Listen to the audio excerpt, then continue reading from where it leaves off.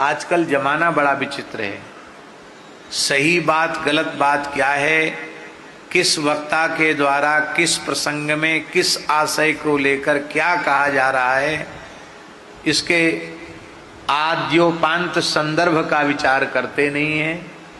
और ये social media इतना खतरनाक है कि आगे की बात और पीछे की बात काट करके जितनी विवादित बात है उसी को ले लेंगे और उसी को लेकर के फिर इनकलाब जिंदाबाद शुरू हो जाता है। अमुक आयोग और अमुक आयोग और लड़ाई झगड़ा दुनिया भरे का शुरू हो जाता है। माताएं झगड़ा करने में एक नंबर पर, खूब लड़ी मर्दानी वह तो झांसी वाली रानी।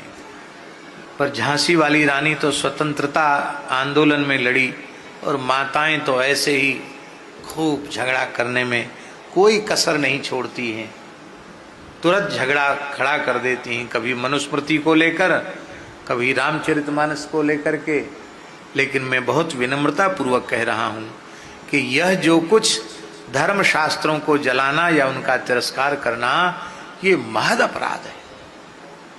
इसका परिणाम कितने कल्पों तक नरकों में भोगना पड़ेगा नहीं कहा जा सकता है। कहीं स्त्री की निंदा नहीं है धर्मशास्त्र में, कहीं भी। किंतु जो दोष दुर्गुण से युक्त है उसकी निंदा होगी कि नहीं होगी, स्त्री हो या पुरुष हो, ब्राह्मण हो या चांडाल हो। सती साध्वी पतिव्रता माताओं के चरित्रों से इतिहास पुराण भरे पड़े हैं। स्कंद पुराण में एक वाक्य इतना अद्भुत आया व्यास जी का।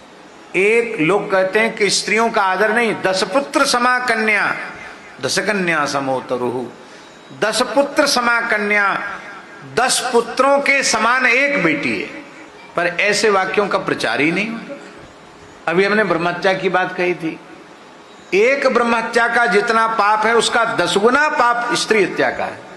10 ब्रह्महत्याओं का पाप एक स्त्री की हत्या का पाप है। स्त्री का कभी तिरस्कार नहीं करना, स्त्री का कभी अनादर नहीं करना, यही हमारे धर्म शास्त्रों में बार बार आया है। और कहीं भी स्त्री की निंदा नहीं लिखी है।